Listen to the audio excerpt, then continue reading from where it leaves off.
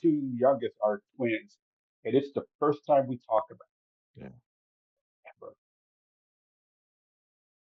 I talked to my son. I had a conversation with him and let him just hit me because he saw what was going on. He knew the story, and I knew what I did and the impact of what we did for our family was generational. And I knew I Mhm. had to connect some things for them.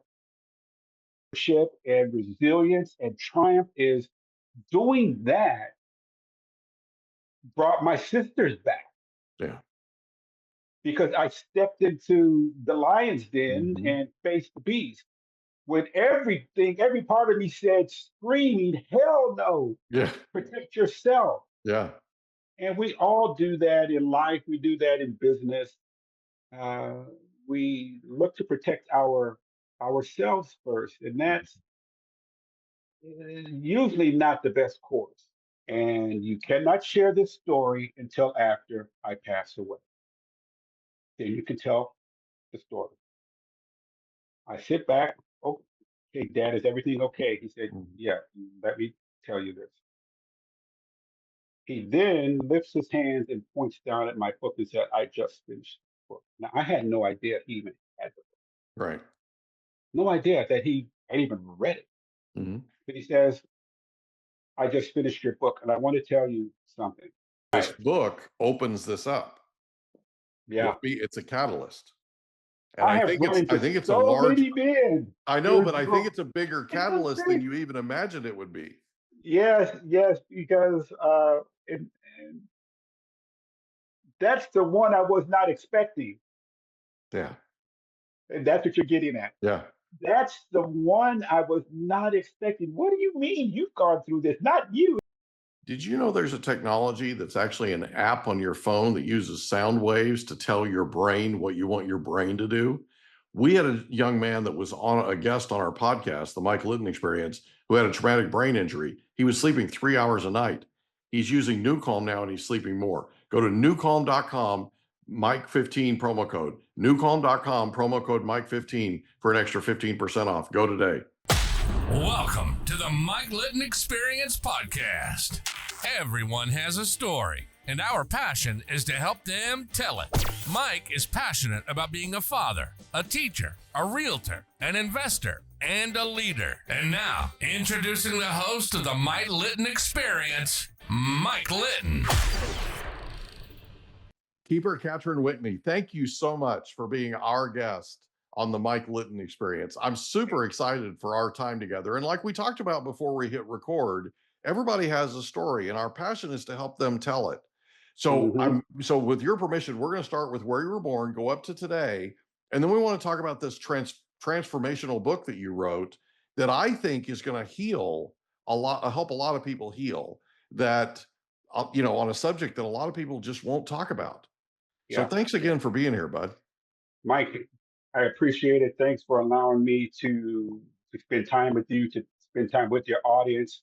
I know you make these choices on who are going to be on your show Yeah. in a very meticulous way. You just don't put Yeah. anyone in front of your audience. So I greatly appreciate it. By the way, the reach and scope of your show and its impact over the past 18 months is astonishing. Yeah. Uh, it's absolutely an amazing feat. You've done spectacularly well.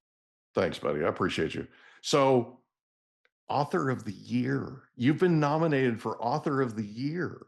Yes, This is yes. so cool. This is so cool. So let's start at the beginning. So where were you born? I was born in, okay, it's a big story, as you That's know. okay. Go ahead. We love big I'm stories. sure. So I'm going to give you the clip notes first, Okay. if you're okay with that. I was born in San Francisco. I come from a family of 10, Yeah. 4 boys, 4 girls, my mother and father. But within 3 months, we were back in Portland, Oregon. I'm the second oldest of the eight. I have an older brother. And so I spent the first 8 years in Portland, Oregon. My father was incredibly, my biological father was incredibly abusive to my Oh, mother. sorry. And she one day put all eight of us in a car with my aunt and rushed us down to Los Angeles without my father's knowledge. And we ended up there. And so I spent the majority of my life in Southern California. It's interesting that you mentioned author of the year because I would never have imagined Yeah. that I could begin to approach anything like that. Helplessness recently won Book of the Year Mhm. for memoir and inspirational memoir for the International Impact Awards. And I just found out a couple of weeks ago I'm now being nominated for Author of the Year. And why I say I would never have imagined that when you talk about my life story, I went to 11 grade schools Oh, wow. before I graduated high school. We lived in 21 different places, Mm. homeless 3 times. I know what the life is like having to go through the neighborhood and look for bottles to turn in to get a pound of ground beef, a bag of rice to try to feed a family of 8. And for me to be where I'm at right now and being approached to turn helplessness into a movie, I mean, Mhm.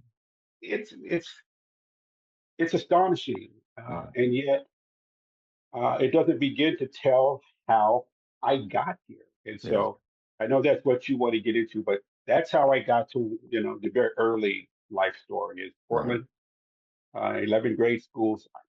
I can't even tell you anything about history. I don't remember any of the history classes. I don't remember any of my classes because I was under so much stress as a kid Yeah. trying to figure out how we're going to eat. And that was my mindset, unlike my brothers and sisters, just trying to figure out the next steps. Yeah. Where your next meal's coming from, the whole thing. Yeah. So, so in Los Angeles, growing up in Los Angeles, who was the most influential person to you growing up? Well, because I come from a large family, the most influential people were my mother Yeah. and my stepfather. And I say that influential from the standpoint they had the greatest influence Yeah. on me from day to day. They weren't necessarily the heroes, Hmm. but from an influential standpoint, they were the ones who, just influenced every aspect of my life. And I think that's very common for most Yeah. children. But it just turns out that they were also, my mother and stepfather were the most dangerous Yeah. people in my life, Yeah. which, we talked about before we came on. That's not all that uncommon either. But it Unfortunately, it's was, not.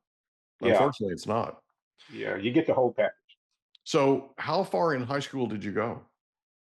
Oh, I ended up graduating high school. Oh, awesome. Yeah, Okay. yeah, yeah. I ended up doing that. Got to first year of junior college before I had to drop out. We needed money. Yeah. See, as we were growing up, we were incredibly poor, Yeah. as you know. And I will just digress here for just a second because I Sure. think it's important. We lived, this is 1971, we could barely pay an $80, $90 a month rent, okay? And so my mother and her brother and sister, they were amazing singers. And so they decided to get together and form a group and see if they could make some money to bring into the house Mm. so we could pay rent. We were rat and roach infested, holes in buildings, cracked, broken windows. It was the whole 9 yards. Yeah. And so, as great as they were, Mike, which they were amazing, absolutely amazing, they couldn't make enough money, Yeah. to sustain a family of 10, even though my stepfather was trying to do what he can do, but he was a piece of work, which we will get into. Yeah. So one day my mother would hear all 8 of us singing around the house, which we did all the time. We're singing because the Jackson Five are on the radio. Hmm. And every kid wants to be the Jackson Five. Certainly if you're black, you want to be the Jackson Five. I'll leave the Osmonds to the rest of y'all. Yeah. We want to be the Jackson Five. And so, and that's no knock on Dottie and Marie, No, no, but, no, no. right? Right. But all you're hearing around the world is ABC, who's loving you? I want you back. I mean, it was everywhere, and Yeah. every kid on the planet wanted to be them. So my mother says to us, "Would you kids like to sing? Because as a singing family, we could make more money." Ooh, there you go. Well, yeah, that didn't take any convincing, right? We're like, Yeah. "Yeah, we're gonna be the Jackson Five." So the next thing you know, all 8 of us are on stage Hmm. with my mother in after-hour nightclubs all over Los Angeles. Hmm. My life was sing, sleep, get up, go to school, Mhm. rehearse, repeat. Yeah. That was it. So in many ways, it kept us off the street. So we Yeah. didn't gang bang. We didn't do any of that stuff. We were just looking at how do we get out of abject poverty. Well, this was it. Yeah. You know, it's like a kid playing basketball or football. Your way out is hitting baskets. Right. You know, is D'ing up someone. Or You know, scoring it's making touchdowns. a Yeah. great catch. Yeah, Yeah. it's making a great pass. Being Saquon Barkley. You know, Mhm. you just blasting through everyone. And so one afternoon, Mike, we are rehearsing, and it's on a Saturday, and the phone rings. My mother looks at all eight of us because we're rehearsing for that show this evening, this Saturday night, and she says, "Hello." And then she looks at us and puts her finger to her lips and goes, "Shh," and points at the phone. Michael Jackson's on the phone. That Michael Jackson, soon to be king of pop, is calling us. Then my mother says, he wants to speak to you. And she points to the third boy. He gets on the phone. He says, all excited, hello? Mhm. Uh huh. Uh huh. And then he hangs up and screams, Michael Jackson said he's heard of us. What the hell? Yeah. He says for us to keep going. Don't quit. Don't stop. You'll get there someday. Now, how does this guy hear of us? That's one question. The other one, how the hell did he get our phone number? Yeah. No kidding. Obviously, someone who knows him or knew him at that Mhm. time told him about us. It was life changing. Yeah. It was transformative. Yeah. For a poor family of 10, you don't need anything else. There's Yeah. your rocket booster right there. Yeah. There are the keys right there. Jump cut 6 years later, Mike. We are everywhere. Yeah. We're doing concerts. We're doing TV shows. We're on magazines. 1977, we made Billboard's top 100 not once, not twice, but three times. Wow. And yet we could still barely pay rent Mm. because at this time we're with United Artists Records and they're paying for everything. Our life depended on them. Yeah. We when you make an album, $250,000 album, you got to pay that back. Yeah. That So gets paid back first. Yeah. absolutely, absolutely. You're an investment. Let's be real. We are Mhm. property Yeah. for them. And I don't mean property in a negative sense, obviously, but we have a business arrangement. Yeah. And so they are making sure that we eat, that we keep a roof over our head. I we just continued to do it. And 1977, as I said, was just that year. Mhm. We're winning awards everywhere. Now, I know we didn't give the audience any warning of this. However, I think it's important that we say my story is not an easy story. Yeah. And so it's very triggering because it has a lot to do with child sexual abuse. So Yeah. the listeners here, Mike's podcast is going to be here forever. Mhm. If you need to back up, if you need to take a step back and just gather yourself because of some of the things that we may be talking about really, really soon, do that. Mhm. Take this in chunks. Take it as you need it. Come back, digest it. My goal is to help you understand because the name of my book is Helplessness: The Emotional Health Challenges Brothers Experience Once We Learn Our Sisters Have Been Sexually Abused by Our Parents. It's not a topic people talk about, but you would Yeah. be surprised at how common it is. So I don't know if you want me to talk about what happens next, because now we would start to go down the rabbit hole. Well, 1977 was a pivotal year, right? How old were you in Yeah. 77? In 77, I was about 15, 16 years old. Okay. And then But in many somehow, ways, well, yeah, okay, go ahead. I'm sorry. I say in many ways, we were much younger than that, because Yeah. we were living a life that was sheltered. Like I Yeah. said, we weren't out in the streets. We weren't hanging out. We weren't all over the place. So we were in this cocoon. It was just us. So I Yeah. could say, 16 or so, but it was out obviously much younger. You were rehearsing and performing, right? That's pretty much That's it, all we right? did. And going to school, you know. That was it. So, Yeah. so at some point, you find out about this. How do you find out? And then Mm. your sisters tell you something that is prevalent, right? It's something that is sort of the knee-jerk reaction that everybody has when they find this stuff out.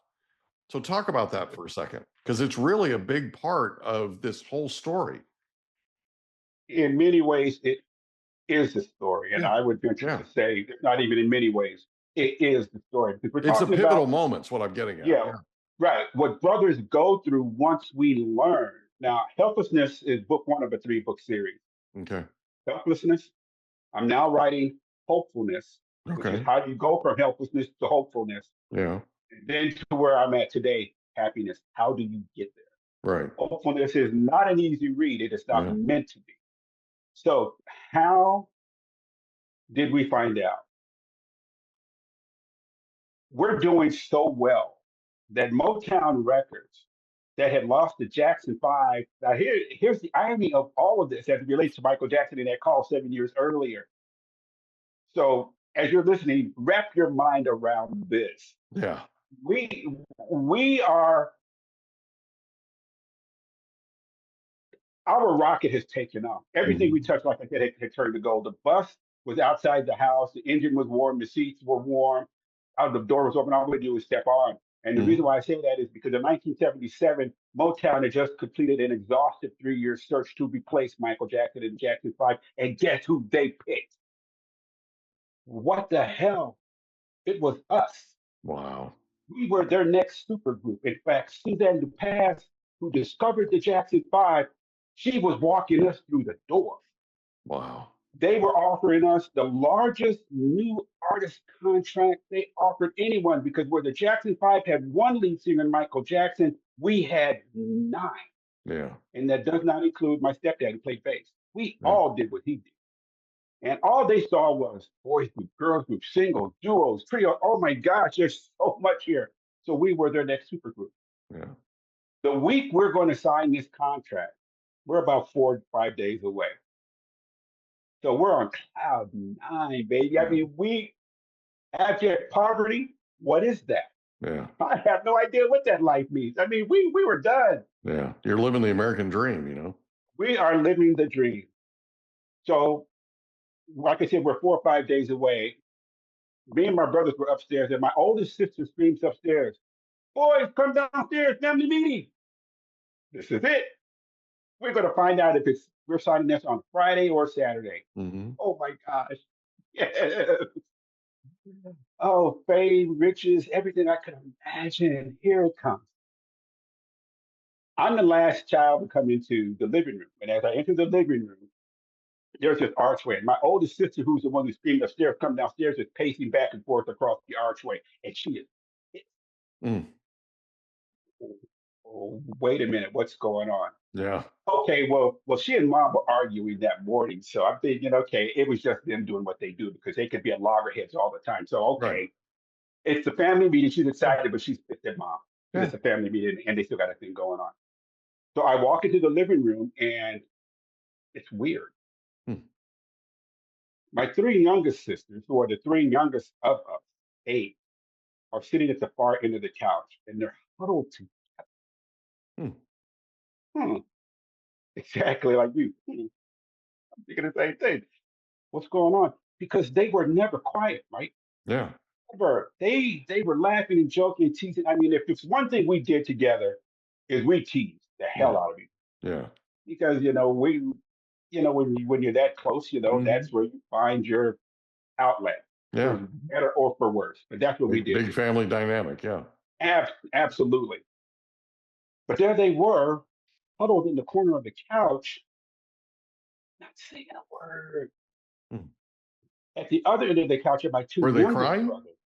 No, but they were, they had their hands up around their face, and they were like, oh, but I did not know Yeah. what was going on with them. Yeah. Something Hmm. was happening because they're scared. My two youngest brothers at the other end of the couch, they're quiet, but they're looking at my sister. They're looking back and forth. What's going on? So I go and I sit down between them. My oldest brother is at the far end of the couch behind my three youngest sisters. And he's standing there, and we lock eyes on each other, and we're like, what's going on? Because no one's Mm-hmm. talking. Mm-hmm. Within seconds, my mother and my stepfather walk in. Now, my stepfather's 6'6", 250 pounds. And he wore this huge Afro wig that would put his height at 7 feet tall. He's a mountain of a man. Yeah. I mean, I cannot look over his shoulder. That's how much taller than me he was. Right. And so he goes, we have this brown recliner in the middle of the living room that clashes violently against this green carpet. I'm just like, okay, whatever, green on brown. Because a lot of the furniture that we got, we had to scrounge, we had to go into the Yeah. neighborhood to get it.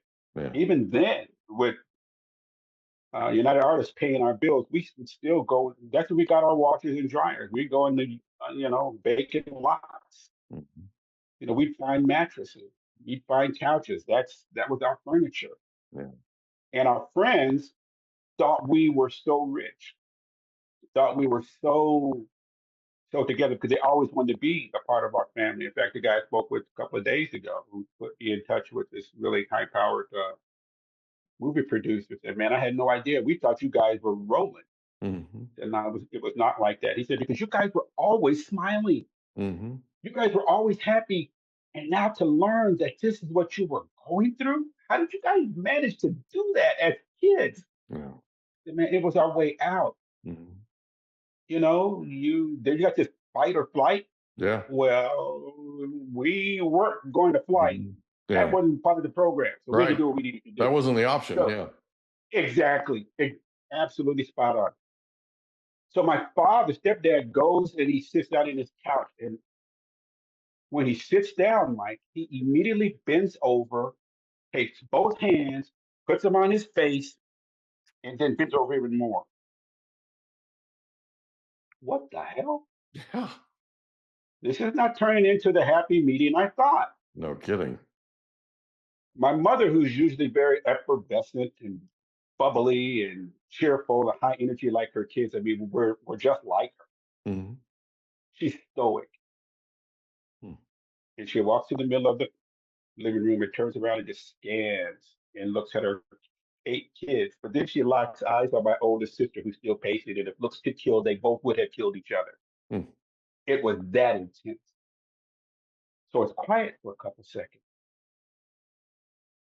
My 3 brothers and I are about to hear the words no brother could ever prepare for, the words no brother ever expects to hear in his life.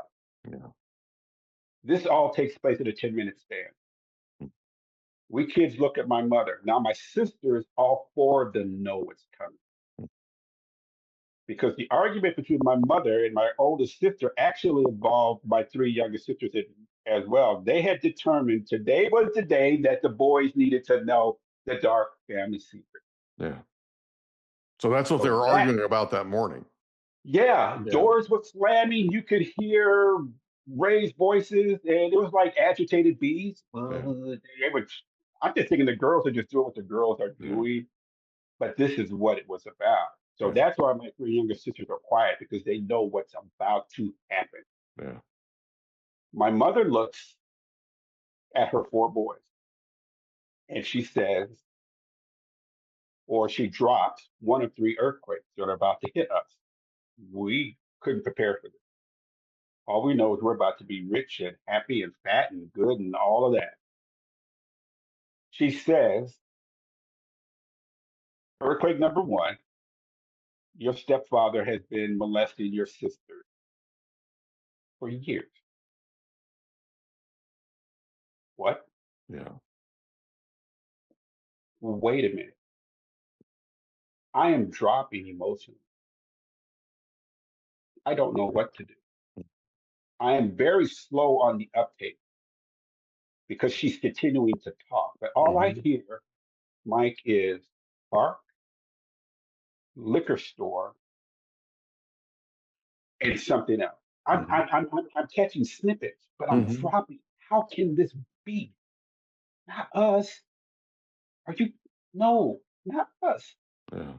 Everyone wants to be in our family. What are you talking about? We are considered the perfect Black family. Yeah.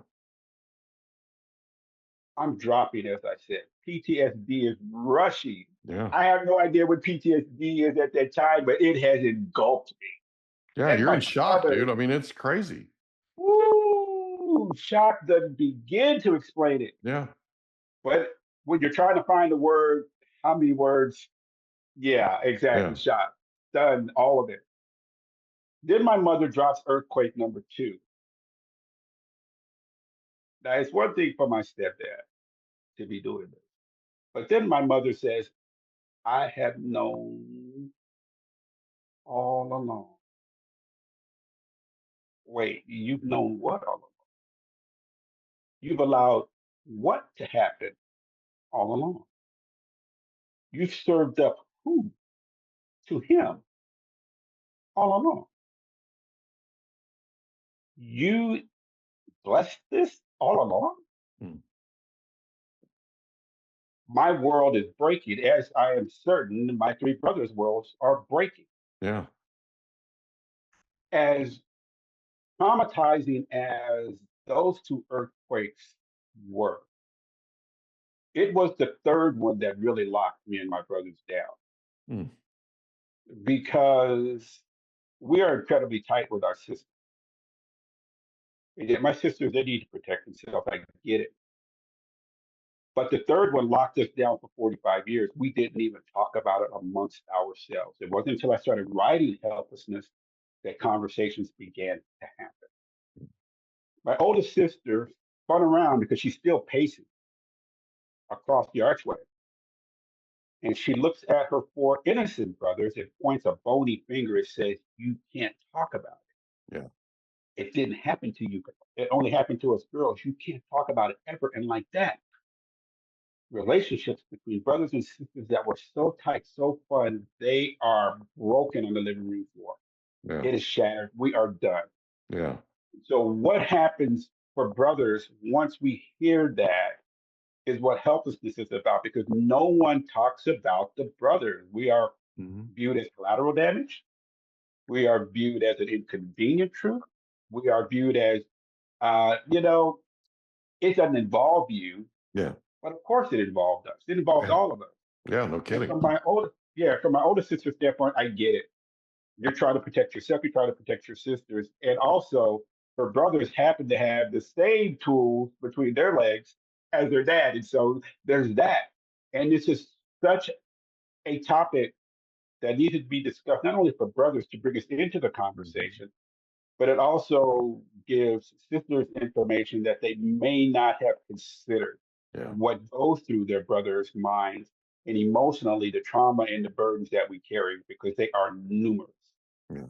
So the journey began for me in my life right there. Mhm. That's really where it started, trying to find manhood. There were mistakes that I made along the way, many, many, many mistakes. So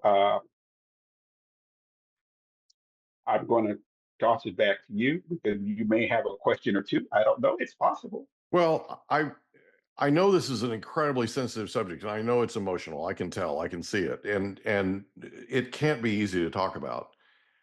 But I feel like it's important that we talk about it. And what I mean by that is there are people that are going to listen to this, and they're either they've either been through something similar or they know somebody who's been through. So you know what I mean. Hmm. Hmm. And I think it's important that we talk about it. So part of what they were telling you when they were saying, well, let me ask you this: why do you think they said you can't ever talk about this? Because they have to protect themselves. And Yeah. your question is so important because brothers don't oftentimes process that because Yeah. we don't have any language. We Right. don't have any history. We don't have anything to draw upon historically that tells us how to react or maneuver around the relationships when they change that dramatically that quickly, Yeah. particularly with loved ones. I'm oftentimes when I'm speaking, I have to tell people, look, adults can't handle this information when it's just one child. Adults Hmm. have a hard time when they learn their spouse has been cheating or something. They are emotionally paralyzed. Imagine a bunch of young boys hearing this, and we are emotionally paralyzed. So my Hmm. my sister is trying to protect herself. I get it. She knows her brothers are innocent. Yeah. But like most women who have gone through so much of this, I mean, from the beginning of time, as far as I'm concerned, my older brother has a saying that I think is absolutely spot on. Every man should just assume when they first see or meet a woman, just assume as your baseline that they have been sexually abused and operate from that point because the chances are they have been or they know someone Yeah. or just the impact of being a woman, the stories are too numerous. So operate there as a baseline. And Mm. so it took me a long time, more to the point of your question. I I was initially angry when she said that Oh, sure. because the people I needed to speak to the most, who could help me, just told me go away. Yeah. You don't matter. And what I heard was that you don't matter. Your feelings are unimportant. Yeah. Uh, you have no say in this conversation. Of course we do. Yeah. All brothers have a say, or should be, Yeah. because when I do speaking, there invariably is a woman who says to me, stands up or raise her hand in the audience, and she'll say, your sisters are right. Mhm. You have no say so in this. And I say, I appreciate what you're saying, but we do. Yeah. Because the fact of the matter is, if one person in the family is being sexually abused, the entire family is being sexually abused. It's just that me and my brothers didn't know about it, but it Yeah. went a long way toward explaining why certain reactions would come from them that didn't necessarily match up. And so it's not until I tell uh, people, look, I hear what you're saying, Hmm. and you're correct. But perhaps this will give you a different perspective on me and my story. 6 years before my sisters were sexually abused in 1966, 65, my older brother and I were sexually abused by our babysitter almost daily for 6 months.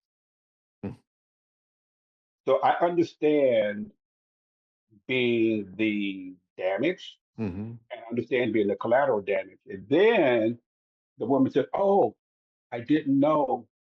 And I said, well, I know you didn't know, but here's the thing. I should not A brother should not have to play this game of my trauma is worse than your trauma in order for Right. our trauma to be viewed as something that needs healing, that's important. Because if we're going to have that conversation, no one wins. Hmm. Men don't win, innocent men don't win. Obviously, women don't win in that conversation, brothers and sisters. So, how do we bring them together? Well, I've always thought clearly with helplessness is giving, first of all, brothers a voice in a conversation and letting them know you are not alone in what you're Yeah. feeling. I know exactly what you're going through, and let me speak up for you Yeah. in the hope that you can find the strength and the courage, if you wish to begin talking about it. But it also gives sisters a look into what their brothers are experiencing, and on the Yeah. broader sense, it gives women a sense because no one ever talks. Did you ever, did anybody ever tell you why they picked that day? No, I think why, and that's a good question. No one's ever asked me that question. And one of the things, when, as we were talking about before we came on, uh, learning about people's lives, it seems like every interview I do, someone asks me a question I've never been asked before. So I Yeah. never anticipated, oh, that's coming in, and that's one of them. No, I don't know why they picked that day. My sense is this: they saw what was getting ready to happen financially, uh, being famous, and the opportunity to say what was going on Mhm. was going to diminish every day as we became more and more popular, became more well known, and all of that. So I think my older sister, in talking to my younger sister, was like, "We need to tell the boys now Yeah. before all this Like gets the started." ramifications were getting ready to be completely blown up out of the Bro- stratosphere, right? Brother, you are absolutely correct. So much was going to begin riding on Yeah. us. The pressures were going to be so immense Yeah. that would they ever say anything? And by not saying anything, guess what? Yeah. They are vulnerable Yeah. still. So I I tell my sister, I now appreciate what you did. Yeah. It took me a while because Mhm. we still had to struggle. We still after that we went our separate ways, many of us. But if you can imagine this, and I'm sure it's easy for you, your audience, to put yourself here because it took me a while to get here. Imagine that we are very famous and all this comes out. Next thing you know, we're a BH1 Behind the Music special. Mhm. We're an MTV special. Our life and what happens to it is is horrific. Yeah. And then we have kids and our grandkids, and this story becomes generational Yeah. for them, which is very different. It's a different kind of emotional burden. So I think ultimately she did the right thing. Well, they did the right thing. It's just I'm trying to, this had to have felt like a pressure cooker that just kept getting worse and worse and worse, right? More and more unbearable because as the time's coming and they don't, nobody knows, right? Nobody knows what that experience is going to be like once you guys get this contract and once you're a national, known entity, right? Oh yeah, And Motown was going to make sure we were going to be the oh yeah, group of the world for yeah. sure. Well, people fear the most what they don't know, Absolutely. right? And Right. so And then, they had to then have felt, in the place of that, we project yeah, what we think is coming. yeah, The book by Susan Jeffers, Feel the Fear and Do It yeah, Anyway. It's like, yeah, yeah, okay. yeah. And so that pressure cooker they were under Yeah, finally just exploded that morning, right?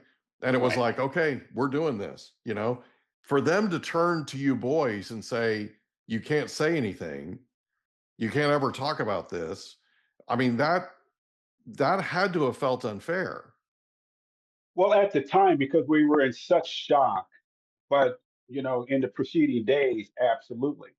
Because what we would hear as time went by, like I said, we didn't talk about this for 45 years. Yeah, Would we would still, some of us would still get together and do Thanksgiving and Christmas, but you would hear the, how come you didn't see my tears? mm-hmm, How come you didn't hear me weep? yeah, How come? How come? Well, the whole idea was to make sure that we didn't. yeah, And so the pressure cooker, as you said, was just building for them. And mm-hmm, then for us, it was going to be even greater if they yeah, did not say anything. yeah. So you go through this massively traumatic event, Mm. and then you're waiting for this thing to happen 4 or 5 days later. What happens 4 or 5 days later? My older sister immediately tells our manager, and our manager cuts us loose.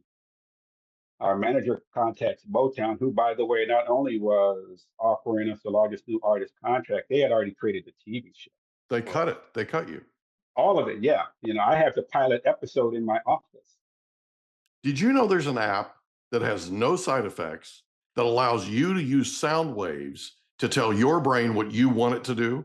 It's called newcalm.com and it's amazing. It literally uses sound waves. If you want to tell your brain to go to sleep, if you want to tell your brain to recover, if you want to tell your brain to put you in peak physical state, if you want to tell your brain to focus, if you want to tell your brain to take a power nap, You can do all of these things and more with newcalm.com. Go to newcalm.com today, promo code Mike15. Newcalm.com, promo code Mike15 for an extra 15% off. The TV show at Wits End, I play on the name Whitney. It was a hour-long variety show. Of course, they cut it because they could not have this kind of scandal attached to them. But I will tell you this: some of us continue to sing because we still needed to eat. Oh, We were sure. still contractually bound to United Artists, even though we hadn't jumped to Motown, and so we had to keep going. Yeah. Within a couple of years, as we're still trying to eat, that's ultimately what it was. Even though relationships they were horrific. Lieutenant Governor of California, Mike Kerr, who's with Warner Curb Records at the time, comes to us and says, I know what you guys have. I think we can work around this, which is so often the case when you see someone talented. I can figure a way around all of this, right? Yeah. You see the athletes and actors all the time who have some sort of scandal. So we go to Warner Curb. In 1980, we hit Billboard again. Mike Curb is running for governor of California. He's a Republican at the time. We are different sides of the aisle, so to speak. But Mike Curb, just a fantastic guy. He was amazing. He was so nice. We just loved him. He was great. Says, I just done a deal with the Republican National Committee. They want you all to be one of the performers at the Republican National Convention in 1980. So that year. Because they think your family could be the conduit to the Black community. That they, at that time, did not have any real, but they needed it badly. Yeah, and so he said, so that's what they want.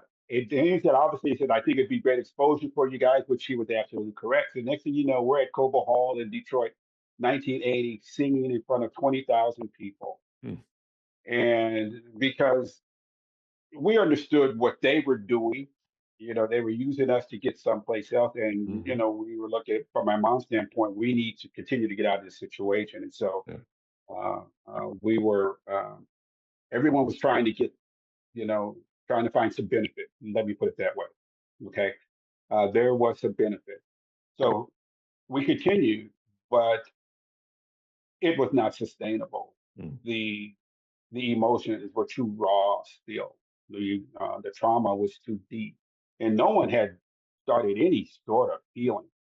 Keep in mind in 1977, even 1980, you could go to a bookstore or library and you could find all kinds of books, sadly, I will say, from women on the topic of sexual abuse. You wouldn't necessarily find one from a girl, a child, someone under 18, but you could go into a bookstore, you go into, like I said, a library, you could find articles, magazine, whatever. But at that time, you could not find anything that dealt with brothers. In fact, the same thing is true today. There is not one book or one article outside of mine that talks about the trauma brothers experience. Once we hear this, and where do we go? Why is that? Good question. I don't know. Yeah, I don't either. It doesn't make any sense. No, it's what I'm. That's why is my book the very first book on this topic? Why is my voice, where it is at, being respected to the degree that it is? Because obviously there are brothers now. There's a lot of conversation about men talking about their sexual abuse. That is becoming pretty normal now. Men talk about what happened just in the last few years. Yeah, like the Menendez brothers, all that kind of stuff. It just all about talking about his sexual abuse, and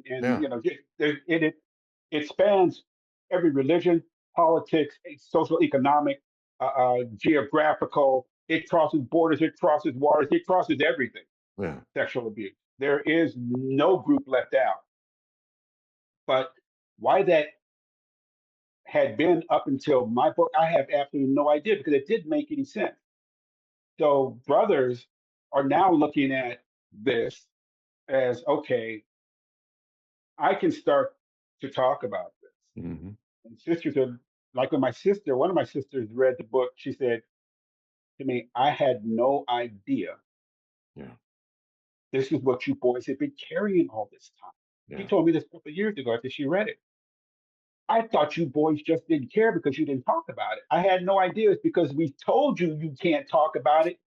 That's what you did. And of course, we're like, you said we can't talk about it. And Right. You did we're what you were afraid. told. Yeah, and even though they're younger, we are just so afraid of making what is already worse Oh unbearable my to the point gosh. that no one says anything. And so we were quiet. And so I decided I must write this Yeah. for other men like me who need to know they're not alone. But obviously, once again, I'll say for sisters, because it also what really helped me and my family.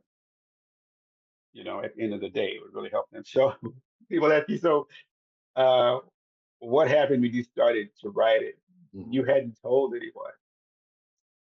Yeah, I knew writing this book, I was going to have to tell my sister Mm-hmm. because I didn't want to catch them off Yeah. You guard. don't I had want them finding already, out from somebody else. I mean, come on. yeah, yeah, and I had already made so many mistakes. Yeah. I had already caused damage by not acting because Yeah. they said don't act.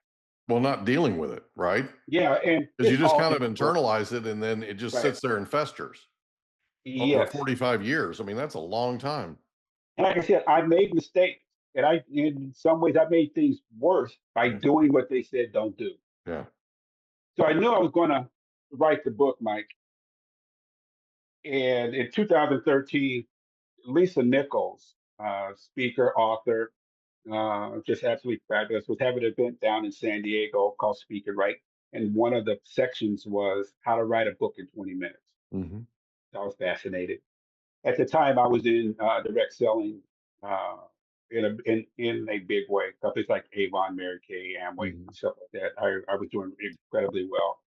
So I'm going to write a book on how direct selling can really tap into the black market because they're not really very good at it Mm-hmm. for whatever number of reasons. They're just not.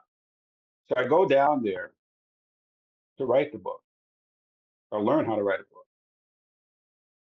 And on the very last day, and I'm just waiting for this particular portion of the weekend, they start talking about it. Mm-hmm.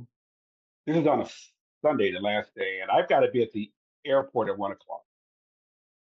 And they're talking about this, and they're asking people to raise their hand to talk about their book, and I'm raising my hand, and no one's calling on me, and I'm like, what the hell? Mm-hmm. This is the only reason I'm down here. Mm-hmm. So finally, the facilitator calls on me. But I'm going to write this book on network marketing, but I'm being called to write something else. Hmm. And I'm going back and forth. Network marketing or the family story? Network marketing or the family story? And the room has got like 600 people, another 5,000 online that's watching. Hmm. And Susie, the facilitator, walks over to me and says, okay, Keeper, so what's your story? And I freeze. I take a deep breath and I just say, okay, my book is about what my family went through. And I just run the whole thing down. And she just looks at me like, what? The whole room is silent now. Yeah. And I'm telling the story about what brothers go through when we're left out of the conversation. Mm-hmm. And the next thing I know, after I'm done, I'm sitting down and I'm sweating. I'm like, man, I just said all that in front of all these people. I am surrounded by women. Mm-hmm. And I'm looking up and they're just passing me notes. They're saying things like, I had no idea my brother was going through this. Here, I wish my brother had your book. And I'm just being overwhelmed that I don't know what to do, Mike. So I get up and I literally run out the auditorium and I burst through the double doors and they closed and I'm standing in the hallway just hyperventilating. What the hell just happened? And then the doors burst open again and more women come pouring out and they're surrounding me and I'm looking all around. So they followed you out into the hall? They did. I was so off balance, I could barely breathe. It was terrifying because I wasn't expecting it. Yeah. But there were three women that said something to me that made me understand just how important this book is. They didn't know each other. They spoke to me separately. And they all essentially said this: I had no idea this is what my brother was going through. Hmm. When he found out, he was so distraught. He was so overcome with emotion. Each one said their brother took their life over this. Because for a brother, my definition of what it means to be a brother is protect your sister's honor. Mm-hmm. If you have sisters, that's it. And when you can't do that, when you are left in the dark over something this important, the trauma is astronomical. Well, the guilt, right?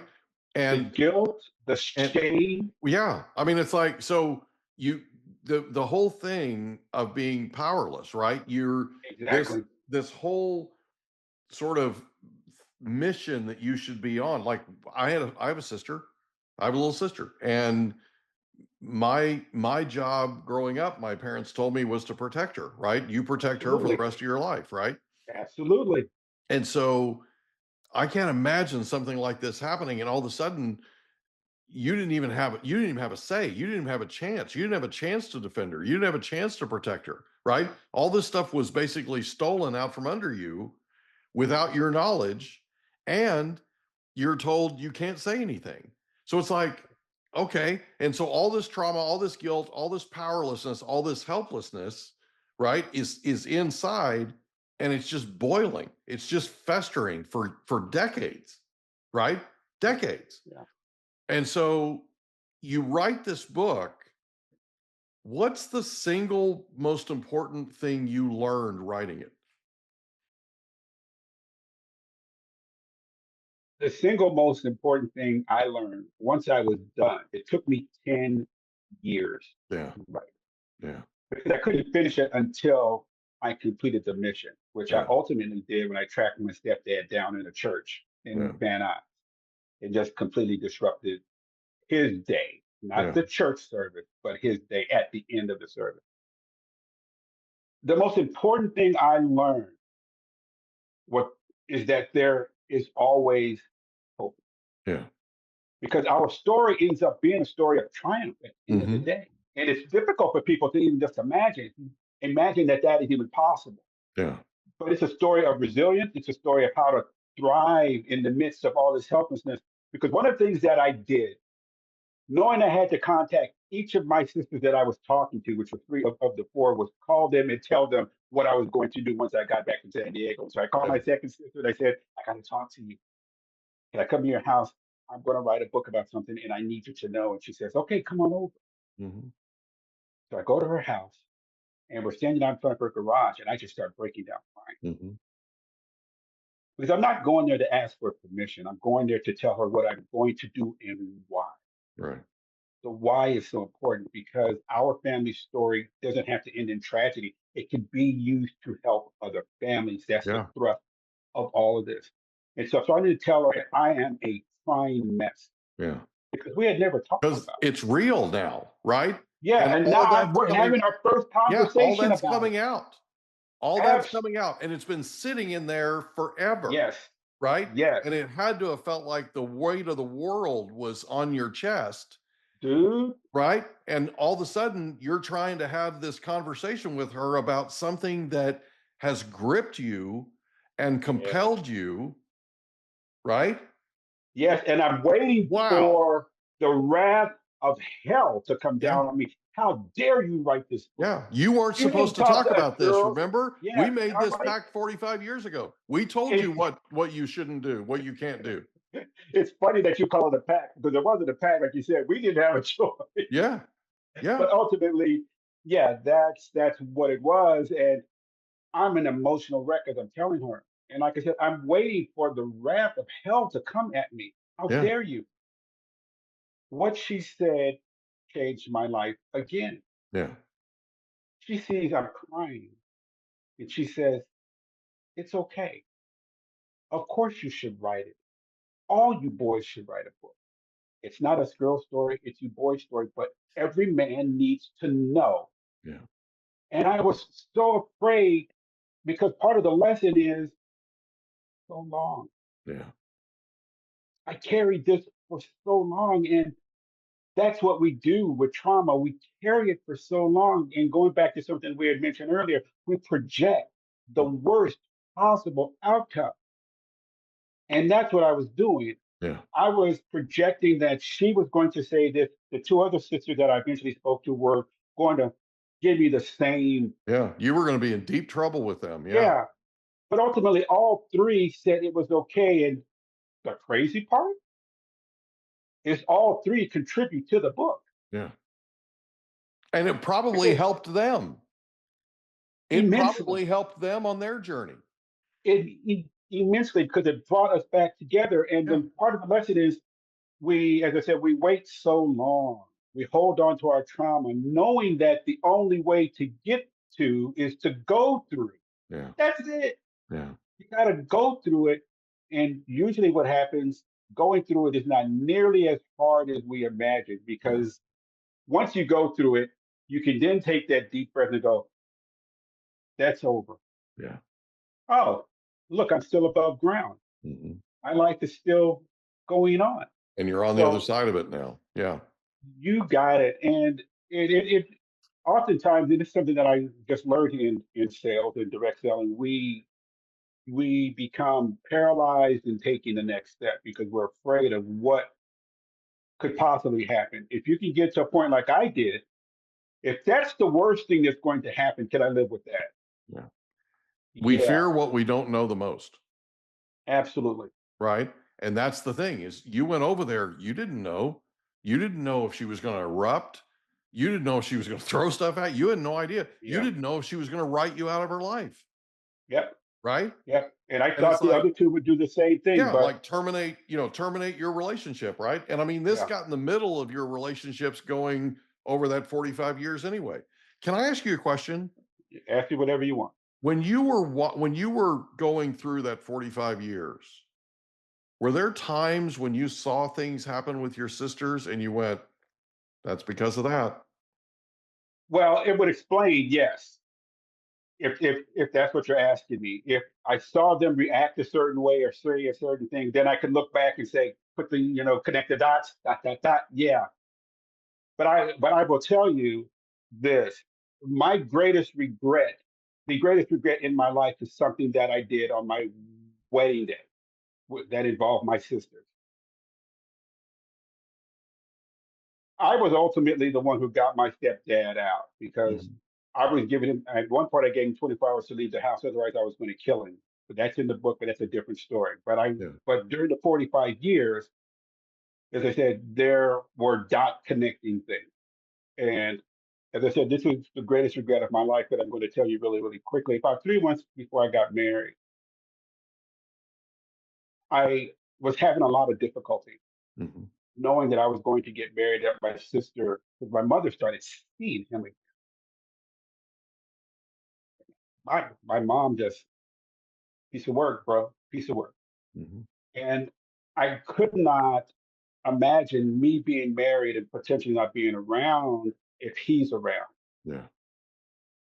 So right before my wedding, and I'm trying to maintain a relationship with my mother and my sisters because I know if Right. I'm going to have children, I have to try to figure out a way so my kids know their grandmother in the midst of all of this. And I'm just trying to think, Yeah. how am I going to make all this work? Because I think it's so important anyway. But this is the mistake that I made. Just before we got married, I went and I talked to my mom and I said, "Look, I understand how important image is to you. Mhm. And I'm trying to set the groundwork going forward with her because we really hadn't spoken. Let me tell you this. We do not want him at our wedding. And I'm throwing an olive branch out here. Understand, we do not want him at our wedding. But if you want to invite him, you can. But know that we do not want him. So my thought was, okay, I've offered the olive branch. She's going to come correct. She's going to do the right thing. And I, try to stick to my word. And I knew I was in trouble when she said, okay, baby, let me think about it. Mm. And I'm like, shit, Yeah. what have I done? Because the brother who got rid of him, she invites him to be in the way. And I did all that work to protect him. And here I am. I have put him in front of them. The brother who did all that to save them. You talk about regret. And like I said, I'm trying to make it okay for everybody. And in the midst of all trauma, in the midst of all of our pain, and this goes for everyone, we make decisions. Mm-hmm. We make choices that in looking back, you say, what the hell was I thinking? Mm-hmm. But you're trying to make your life work. Mm-hmm. And you make mistakes. And that was the biggest mistake of my life because it broke us apart even more. Yeah. He's in every wedding picture just about. You were trying to keep the waters calm. I was right? trying. And it backfired. It backfired, It blew up big time. Yeah. And here I am, a brother. Now I'm dropping down because my self-esteem so much of this is around self-esteem and self-worth, as a brother, as a man. Mm-hmm. And I'm trying to grow. Yeah. I'm trying to be the best version that I can. Like you said, I'm trying to keep the waters calm. And the best way I can do that is do this. Be less disruptive. Yeah. It was incredibly disruptive. And so I knew from that point on, I was never going to talk to my sisters again, no matter what I said. But what I did do, in spite of them telling me never talk to me about it, I wouldn't spoke to them. Yeah. Did they ever share with you how they felt on your wedding day? Oh, yeah. Oh, yeah. On my website, I've got a 60-part podcast, just talking to different people. And one of the pieces of the podcast, one of the episodes is a 4-hour conversation between me and my older brother and one of my younger sisters. The two youngest are twins. And it's the first time we talk about it. Yeah. Ever. I talked to my son. I had a conversation with him and let him just hit me because he saw what was going on. He knew the story. And I knew what I did and the impact of what we did for our family was generational. And I knew I had to connect some things for them. But in talking to my sister and my brother, as I said, it was the first time we ever talked about it. In this 4-hour, I don't mean 4-hour, I mean 2-hour, which was in 4 30-minute segments, discussion. Mm-hmm. And I told her, I said, in order for this to work for the three of us, I looked at my sister, said, you can ask us anything you want. You say whatever you need to say to us, period. We, and certainly me, I'm just stepping back. I'm going to take it because I need to take it in order for us to potentially move forward and come together. My older brother agreed. And she said everything she needed to say. And I'm sure there's more. Mm-hmm. But what it did do, which is why I say this is a story of hope ultimately, and love and family and thrivership and resilience and triumph, is doing that brought my sisters back. Yeah. Because I stepped into the lion's den and faced the beast. When every part of me said, screaming, hell no, protect yourself. Yeah. And we all do that in life. We do that in business. Uh, we look to protect ourselves first, and that's usually not the best course. Yeah. At least I have found it to be that way because we can become centered. It's an ego choice at that point. But for me, I was found a way to step back and come back to me and ultimately come back to them. Have you ever thought about this? And I bet you have. How people on the outside look at this. And the reason I'm asking is there are people out there that are listening to this podcast, that are reading your book, that are listening to those interviews, right? And they've had this kind of trauma happen in their family. They've had this kind of thing take place, and they were told, never talk about it. And they haven't. And they certainly haven't written a book about it. And they certainly haven't talked to their sisters about it, right? Yeah. And right now, they're watching what you did and what the result was. And now that's going to be something that's going to give them some reassurance. Yeah. Right? How does that feel to know that you went ahead of all these people and you're now this beacon of hope for them? Can I tell you one other story that Sure. will put a fine point on this? Sure. It will answer it. As I said earlier, this crosses everything: Yeah. race, religion, politics, education, social economics, gender, sexuality. It crosses borders, it crosses waters, it's everywhere. Yeah. My father in law passed away 4 years ago. White, he's Jewish, and he's great. When I came into the family, obviously, I was not the expected choice that Mm-hmm. my wife of now almost 40 years that they were hoping for, but I showed up and we grew and we became such good friends. We became such a good family. Me coming in introduced this whole just diverse family, and we've got so many different things. So as I said, he passed away 4 years ago. 5 years ago, he calls me and he says, "I want you to come to the house. I want to talk to you." I said, "Okay, Dad." It was always my thing. I didn't care who my father-in-law was going to be. I was going to call him Dad. Did I ever expect him to be white? No. Did I ever think he'd be Jewish? No. We grew up so different. He grew up in the Bronx. I grew up in South Central LA. He grew up in a middle-class family. Obviously, I grew up in an incredibly poor family. He had the great opportunities for schooling and business. It became incredibly successful. I thought I did, but so we are so diametrically opposed in so many ways, Mm-hmm. except for love of family. So I go to the house, Mike, and I immediately notice my mother-in-law's name, which was weird because they're always together. Mm-hmm. Huh. So he says, "Come over, have a seat here at the dining room table." So I go grab the chair and I pull it out and I sit down. I said, "Is everything okay, Dad?" He said, "Yeah, I want to talk to you." I said, he's got both hands covering a book. I have no idea what it is. Mm-hmm.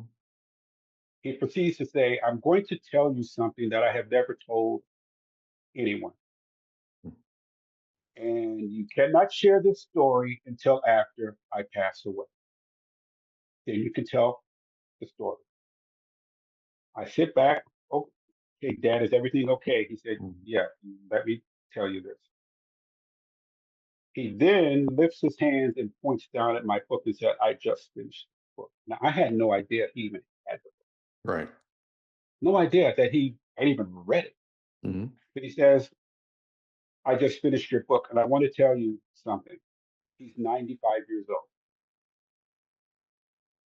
When I was 17, we lived in New York in a two-story apartment complex, like a duplex, upper and lower instead of side to side. The family upstairs, we were best friends with. We were such good friends, we kept our doors open 24 hours a day. We could easily walk in and out of each other's apartments all day, whatever we wanted, not a big deal. One day, my mother asked me to go upstairs to get something. I don't know, rice, salt, eggs, I don't know, something. So I go upstairs. And now I'm starting to get worried as I'm listening, Mm-hmm. but I don't say anything. Mm-hmm. I let him continue. He then says, I went upstairs, and I went into the apartment, and I didn't see anybody. I couldn't hear anything. So I'm just looking around. So, okay. And then I hear something. I walk to the parents' bedroom door and I open it. The father is molesting my sister. And I stand at the door in shock. And my father in law's eyes are starting to water. Mm-hmm. My eyes are starting to water because I know exactly where this is going. Mm-hmm. He said, I just stood there. And at one point, my older sister sees me and we lock eyes on each other. I turn around and I go back downstairs and I don't say anything. Mm-hmm. She eventually comes downstairs, looks at me, and we don't say anything to each other about it ever. He says a couple of months later, the same thing happened. I didn't say anything. I didn't do anything. My father-in-law says, I want you to know I understand all of this. Mm-hmm. I understand everything you've written. He says, I just wanted to tell you, I understand. Here's the thing. He's 95 years old. Mm-hmm. He is already declining. We know he's already dying. We know that Mm-hmm. because we've been taken to the hospital and we know he doesn't have much longer. He did not have to say a word. Yeah. He could have taken that story to his grave. Yeah.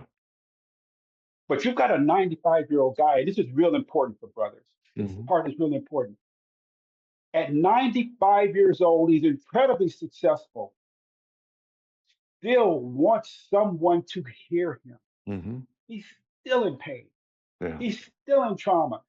And he did not call my white Jewish brother in law. He did not call my white Greek brother in law. He called his black son in law because this connects Mm-hmm. brothers. Mm-hmm. This connects men all over the world. This story connects sisters and brothers everywhere. And I found it as I continue to think about it days later. He could have just really, he didn't need to say anything. He didn't need to tell me he even read the book. But he was in so much pain at the end, he still wanted someone to say it was okay. Yeah. And there's so much there in that story that is about life and Yeah. what we go through and what we cling to and the pain that we cling to forever. He, in many ways, it was another freeing moment, like my sister out in front of her garage. Mm-hmm. And to his to the very end, um, when he wanted someone to do something for him, he called me. Mm-hmm. So I share that to say, brothers, you're not the only one.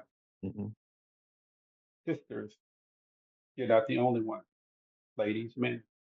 Uh, so many of us know, even those who haven't experienced it. Mike, you were talking about you have a sister, but it is not a leap at all for you to say, I can imagine what I would do Mm-hmm.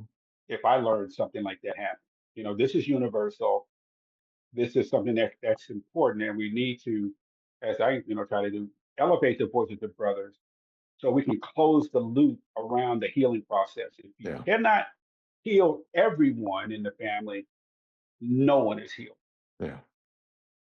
No, I totally agree. And so I need to ask you this. I'm pretty sure I know the answer, but how did it make you feel when he told you that?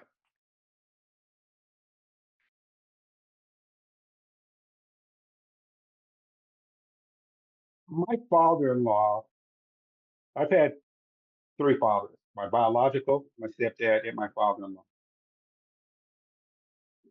My father-in-law in that moment, and he had already proved it, but this really solidified it, taught me the lesson of what it means to be a man, Mhm.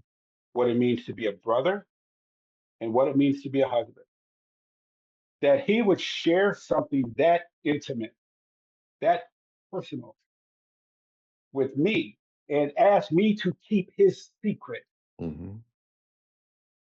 until he passed away because he did not want his daughters to know while he was alive, or his nieces or his nephews, or because you can imagine all of the questions that would come his way, Mhm. all the pain and the guilt and the psychological and the emotional trauma he would begin to experience. And how do you regulate your emotions at that point at 95 years old, knowing that the shame and the guilt and all of the fear and anxiety is just overwhelming you as phone call after phone call after phone call comes in? That he would ask me to carry his most important secret,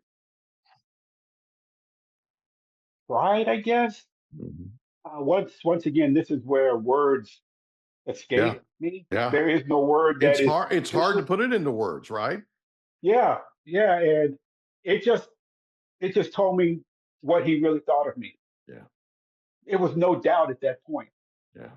what he thought of me, our differences in race, in religion, and just he didn't care. Yeah. It was just two men with a shared experience. I think that's important because oftentimes we talk a lot about emotional trauma rather than mental health. There's so much talk about mental health, and mental health to me is one of those things that is. Uh, they say, in essence, you're alone. It's your problem. It's isolated. You go over there, you deal with it. We're going to give you a pill. We're going to give you, go to a psychologist. But it keeps you separate from the community is what it does. Because the Mhm. community, it doesn't want to take responsibility for their part of it. The community could be the family, it could be the neighborhood, it could be whatever. But the Mhm. community wants nothing to do with you when you're talking about mental health. Emotional health is very different. And my Yeah. definition is that emotional health, why it's always comes before a mental health breakdown, is the emotional health trauma. Yeah. Always. We just don't, we're not willing to talk about it because you can't write a prescription for it, right? Mhm. But what it is, it's about shared experience in order for the healing to happen. Yeah. It is about community. It is about people getting connected with each other. And the truth of the matter is, how many of us really want to help someone who's in emotional trauma? I Yeah. mean, how many of us really want to step into that arena? But that's what happens. And my father in law brought me into his emotional trauma Mhm. because he stepped into mine, which is what you were leading toward when you asked. So, the impact of your book, that's the example. Yeah. He stepped into mine, I could step into his. And that's what I imagine is happening all over the world. That's what I'm getting at. Is that's unbelievably that's happening all over the world. Yeah. If you hadn't written the book, would he have shared that with you? 100% no. That's what I'm getting at. Right. This book opens this up. Yeah. It's a catalyst. And I have run I into think it's a so large many men. I know, Dude, but I think it's a bigger it's catalyst than insane. you even imagined it would be. Yes, yes, because and that's the one I was not expecting. Yeah. And that's what you're getting at. Yeah. That's the one I was not expecting. What do you mean you've gone through this? Not you. It's like I said, not our family. Yeah. Everyone thinks our family is perfect. And then Yeah. he tells me this, and I know his brothers, and I Yeah. knew his sisters before they passed away. Yeah, It's like ripples on a pond. exactly. Big Exactly. deal, man. It's a big deal. I cannot thank you enough for being our guest on the Mike Litton Experience. This has been unbelievably compelling, unbelievably amazing, and man, did the time fly. Thank you so much for doing this. Thank you for writing the book, and thank you for being our guest. I'm proud of you. Thank you for having me, and I appreciate that, because oftentimes the biggest people who push back are men, which is not surprising. Yeah. But uh, I think it takes a lot of courage, which you are obviously displayed, to bring me on to talk about this. Yeah. So kudos to you, and I'm always available to you for any kind of conversation. Appreciate you, buddy. Thanks so much. Can I ask you a question? Did you know that there's a technology that uses sound waves that'll tell your brain what to do? There literally is. It's called newcalm.com. It can tell your brain to heal, tell your brain to sleep, tell your brain to do all kinds of things. It can get you fired up. It can be a pre-workout. Newcalm.com. And the promo code is Mike15. Newcalm.com, promo code Mike15 for an extra 15% off. Go today. And that's a wrap. Another episode of the Mike Litton Experience in the books. Reach out to Mike on Instagram at the Mike Litton Experience.